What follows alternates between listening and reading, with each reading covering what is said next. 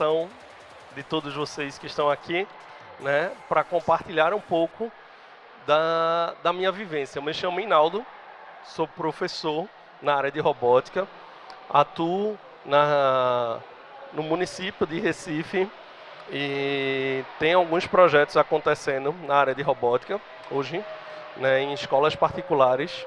Já desenvolvi alguns projetos com esse rapaz aqui, o Nau, que está aqui no meu canto direito, e vim falar um pouco da minha experiência, né, da transformação de vidas com a robótica.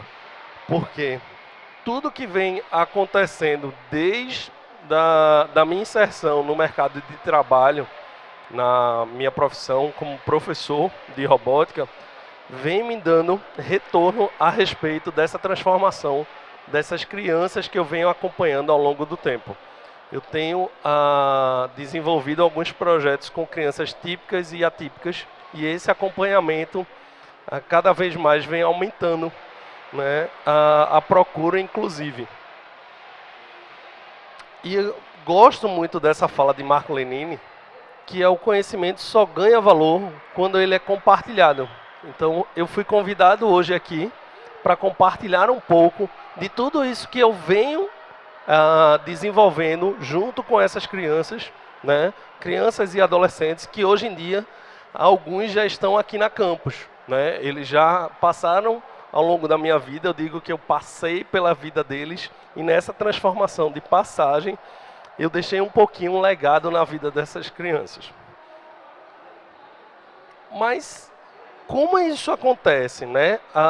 O primeiro passo para tudo isso acontecer é como criar um projeto voltado a desenvolver as habilidades de um indivíduo, né, que ele está no meu entorno, que eu vou contar um caso aqui.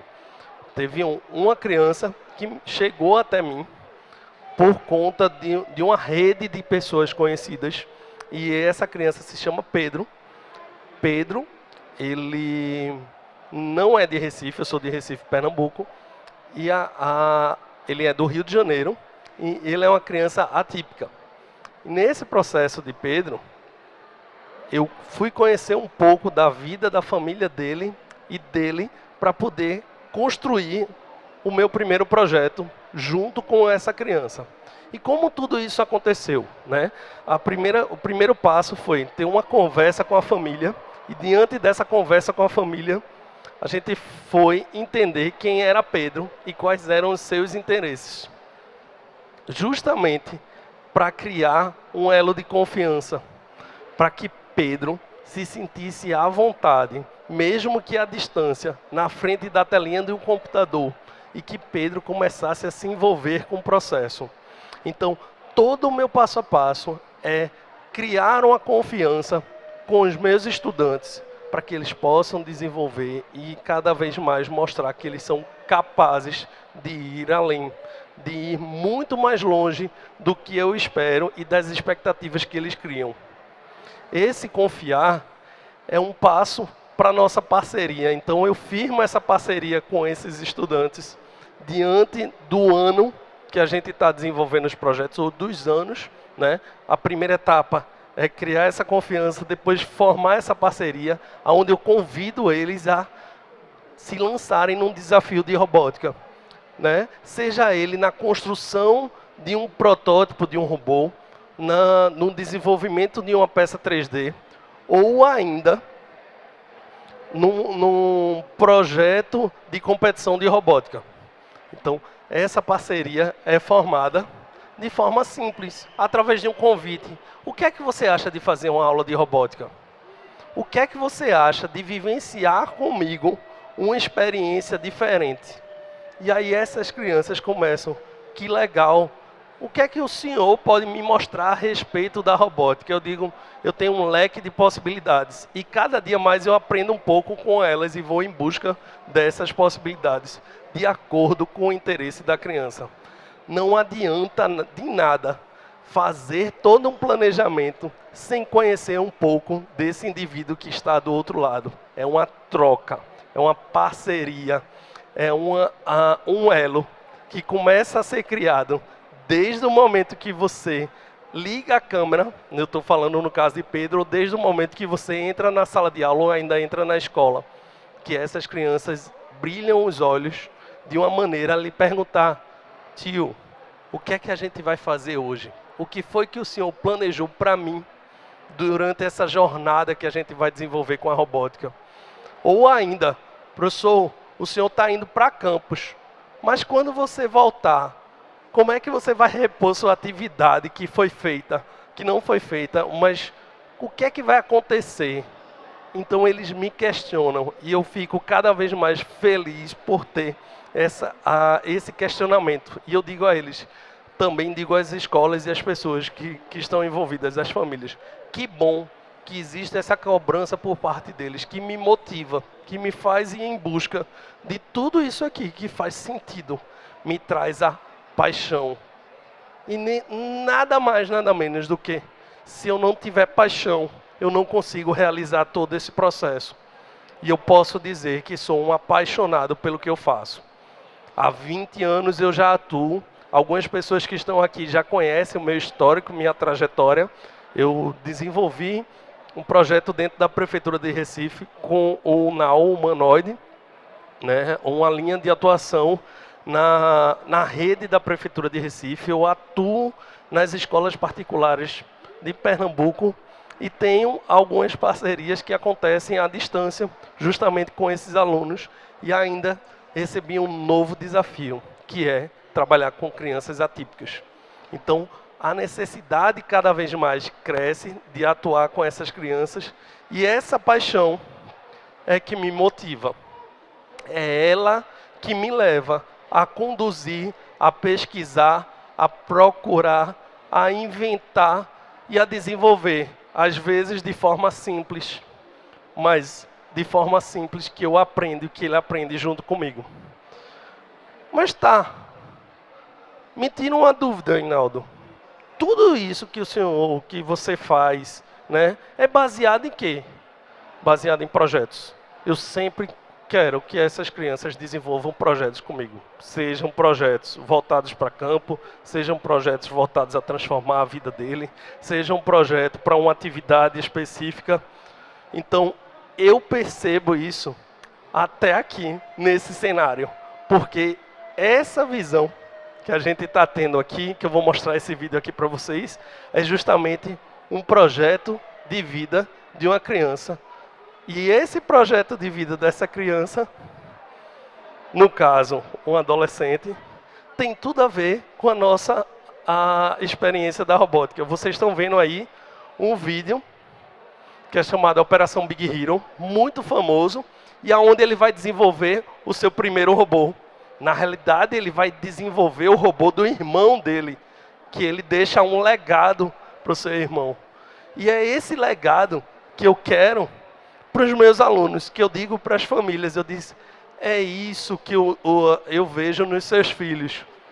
Cada dia mais esse meu olhar de educador me permite fazer com que eles possam usar as tecnologias aqui presentes na campus ou ainda dentro das instituições de ensino para transformar o próprio robô, para entender o robô de uma outra forma, para dizer que o robô é capaz de, para mostrar que a tecnologia e todo o empenho que ele utiliza, né, nessa transformação e dedicação de transformar um robô, olha o esforço que essa criança está tendo. E isso na sala de aula acontece. Você vê tudo isso e eu mostro para eles, ó, apesar de tudo, pode acontecer isso aqui, pessoal. Ele tem esse ídolo, esse herói, tudo isso acontece, mas chega a hora de daqui a pouco repensar. Eu pensei naquela estratégia, eu bolei, criei todo o meu esforço, minha dedicação, mas eu tive um momento de, poxa, agora a gente vai ter que voltar para a planilha, colocar tudo novamente em prática e fazer meus novos projetos. É esse o meu papel, de mostrar para essas crianças que eles são capazes de trazer para a vida prática dele toda essa transformação, desenvolvendo o indivíduo que ele é, com as suas especificidades, com as suas capacidades Então, eu mostro essa transformação, trazendo esses objetivos aqui em prática. Ó, estimular a aplicação das teorias formuladas a atividades concretas. Como é que ele fez isso no projeto? Ele pegou a impressora 3D ou a cortadora laser, fez o mecanismo todinho para a armadura do Big Hero. Então, depois, de forma concreta, ele tentou colocar em prática. E na vida real, ele constrói o seu robô e testa ele. Aqui no experimento, a gente está tendo uma luta de robôs aqui, um sumô de robô. Então, temos alunos, eu trago alguns alunos para essa ideia, para esse pensamento. Ser capaz de organizar suas ideias a partir de uma lógica mais sofisticada do pensamento. Essas crianças, elas começam a criar esse pensamento sofisticado e levam para a vida deles, para o mercado de trabalho, para uma tomada de decisão, tudo isso que acontece para defender o seu projeto. Eu digo que os meninos são capazes de defender seu projeto aqui no palco. Tanto que alguns, antes de sair de Recife, eu disse a eles, estou feliz por tudo que vocês fizeram, porque vocês são capazes de vir no palco que eu vou estar e apresentar tudo isso tranquilamente, porque vocês já têm uma lógica e um pensamento sofisticado para poder atuar num palco como esse, né? Proporcionar curiosidade pela investigação, levando o desenvolvimento intelectual do aluno. Esse é meu papel. É esse meu objetivo. Eu quero despertar a curiosidade dele através de um mecanismo simples. Como assim? Todo mundo que está aqui conhece Tetris. Não conhece? Tetris é da nossa geração. Né? Eu posso dizer que muitos que estão aqui conhecem Tetris da nossa geração. Aí eu disse aos meus alunos, o que é que vocês acham que tem a ver Tetris, Tinkercad, que eu vou mostrar daqui a pouco, e impressão 3D? Aí eles, professor, Tinkercad e impressão 3D, eu já entendo. Mas e o Tetris? Aí alguns me perguntam, o que é Tetris? Aí eu mostro para eles dentro de sala de aula e vou explicar para vocês esse conceito aqui, tá?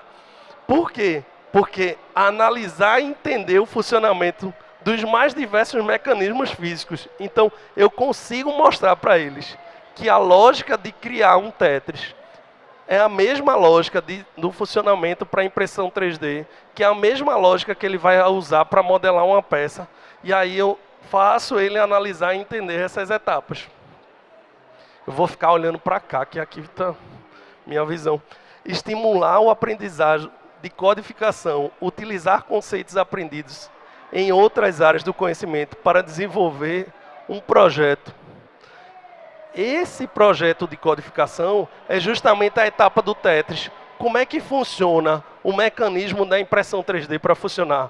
Como é que eu codifico uma impressora 3D para ele entender? Então eu trago uma linguagem mais simples para a criança, para que ela comece a entender o mecanismo. Como assim, professor? Essa experiência que eu vou mostrar, essa vivência para vocês, eu já tive um retorno de alguns familiares que me disseram, professor, eles saíram da aula, foram para casa e já foram pesquisar como é que poderiam fazer a impressora funcionar através desses códigos que o senhor explicou. Eu disse, que lindo, né, ter esse retorno. Então, esse processo, depois eu volto a investigar dentro de sala de aula, porque eu vou promover atividades onde eles começam a se conectar.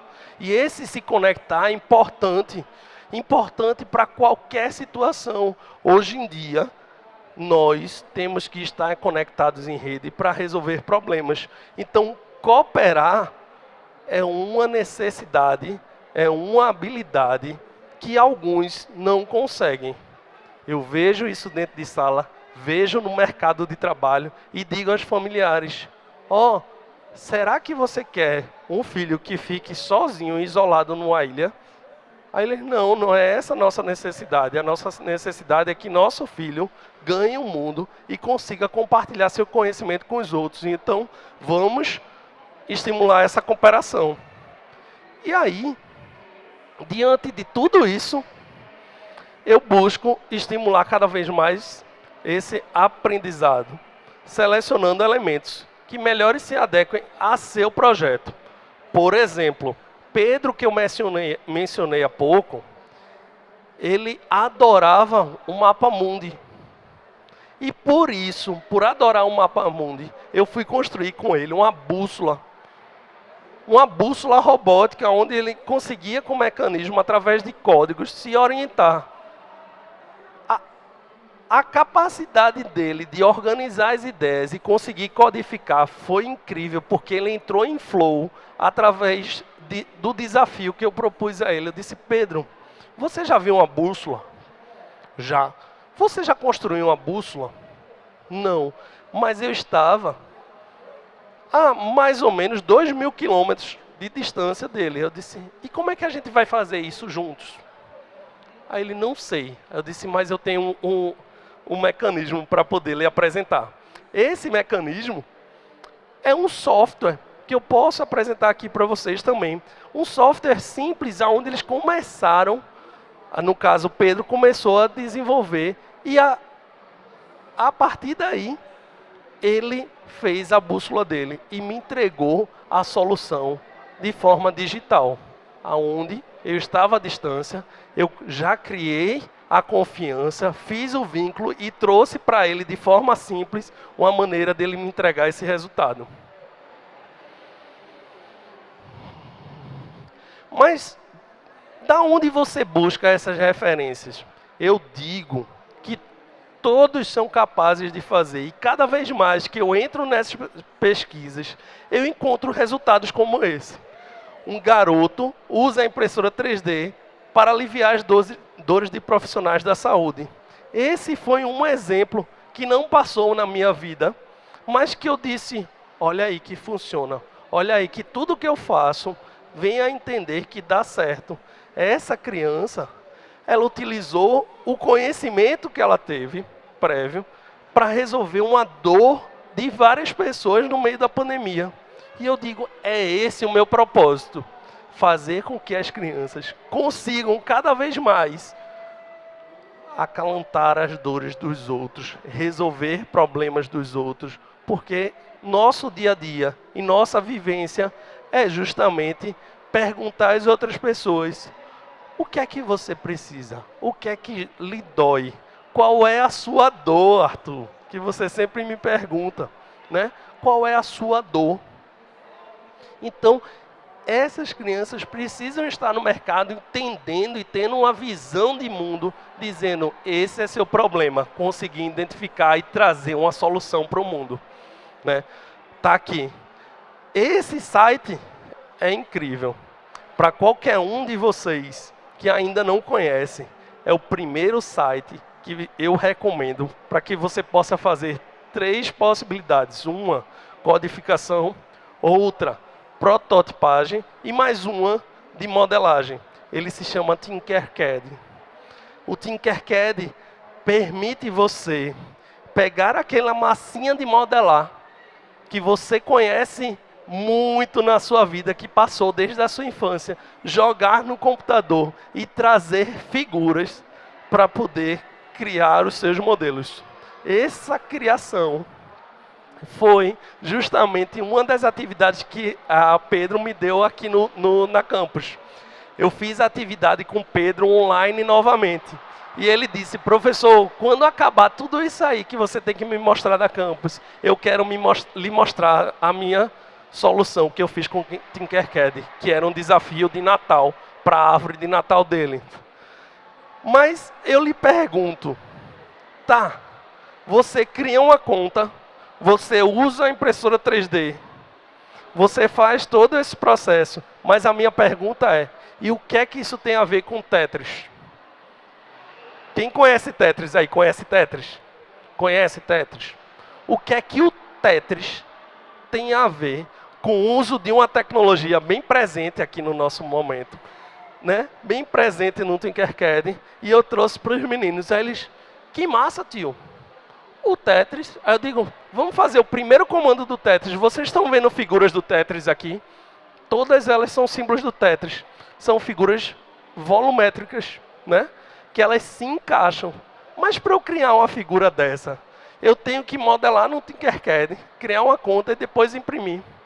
E como é que isso funciona? Como é que a impressora entende todos esses comandos? Aí ele, não sei. Para uma criança dizer isso, eu digo a ela e ela começa a fazer. Eu disse, mas o que é que você diz a ela? Ela, vamos começar de uma forma simples? Ele, sim, vamos. Aí eu digo, eu acho que não está muito claro para vocês, mas tem aqui uma parte quadriculadazinha. Tá dando para ver?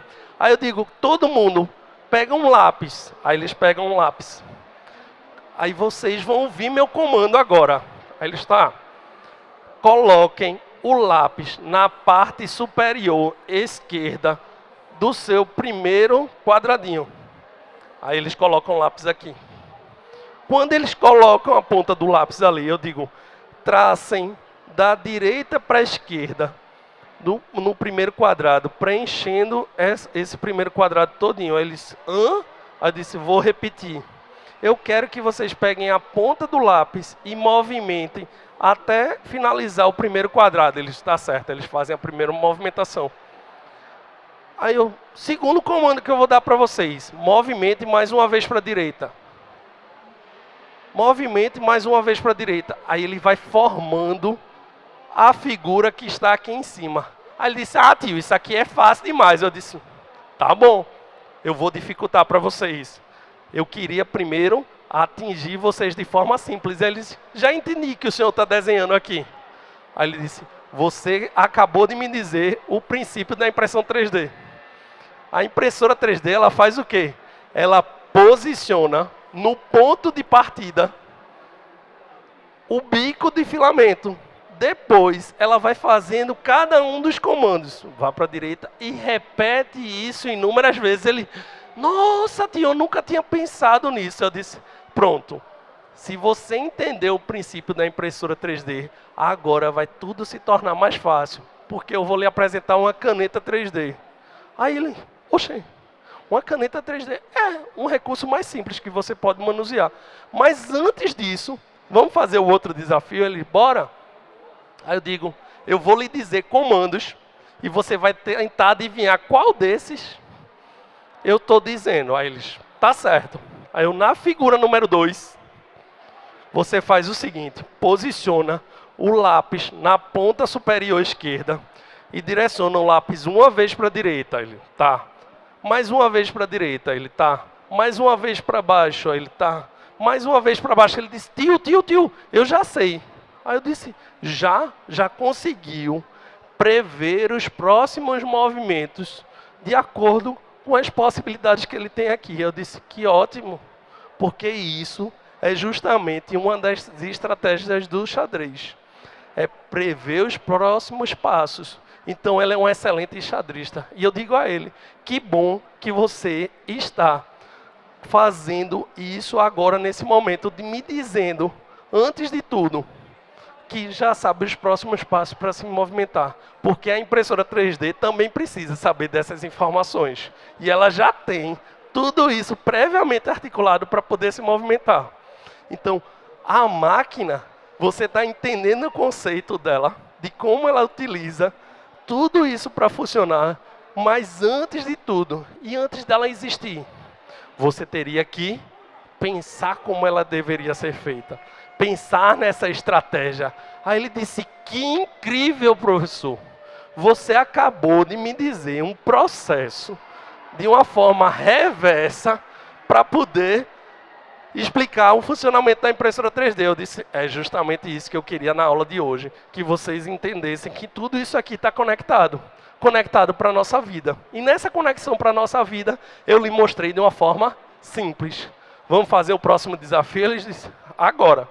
Então, eu já cativei, já criei, já mostrei de forma simples. E eu mostro desafios para a vida. Você já fez? É justamente, quando os meninos veem isso, é uma brincadeira. A Eric acompanhou, né? Eric foi um dos estudantes, companheiro de trabalho meu, que viu uma forma simples de resolver um problema. Será que eu consigo automatizar algum jogo na minha vida de forma simples? Esse jogo é encantador na vida da criança. Se você perceber Quando falta a internet, a primeira coisa que eles querem é movimentar o joguinho. Aí ele, vamos hackear o processo? Nossa, tio, que forma simples. Em vez de um dedo, a gente tem um mecanismo ali apertando. Mas como isso tudo funciona? Aí eu digo, é agora o desafio. Lembra que eu falei da impressora 3D? Lembra que eu falei do conceito? Agora a gente vai investigar esse problema. E eles topam, porque eu trouxe uma proposta, mostrei um desafio, apresentei uma situação, mostrei um conceito, e eles, bora, agora, né? Bora. Então, essa paixão que eu tenho me motiva e faz cada vez criar trajetos para que eles possam vivenciar essas estratégias junto comigo. Ó, aí eu digo, tá bom, vocês conhecem essa placa aqui? Não. É justamente uma placa de prototipação. É justamente o que eu quero de vocês, que vocês sejam capazes de usar placas como essa na vida de vocês, que vocês sejam capazes de prototipar o mundo. Não é isso que a gente precisa? De pessoas que prototipem o mundo de uma maneira diferente. Vocês são meus estudantes e eu quero que na vida de vocês, vocês sejam capazes de prototipar o mundo de uma maneira diferente. Eu tenho exemplos aqui na campus, eu tenho exemplos aqui na plateia. E tudo isso que eu digo para eles, esse meu encanto e minha paixão, só me faz cada vez mais ficar feliz de estar aqui com vocês, compartilhando essas ideias. Aí eu mostro que a placa, como ela funciona, e digo a eles, ó, o que eles utilizaram ali tem a ver com essa plaquinha aqui, open source, que faz sucesso em todo mundo, que é um Arduino. Aí eles, que interessante. Aí eu disse, mas eu não tenho uma plaquinha Arduino, tio, mas você tem um Tinkercad? Tenho, tem lá. Tem lá no Tinkercad. Então traga pra gente essa experiência, aí eles começam a organizar, tá?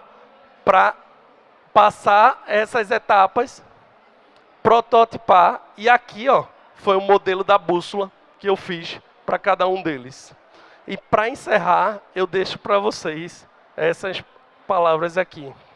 Inspirar cada um de vocês a criar melhor o futuro digital. É esse o meu propósito dentro da sala de aula. Muito obrigado. Uma boa noite para vocês.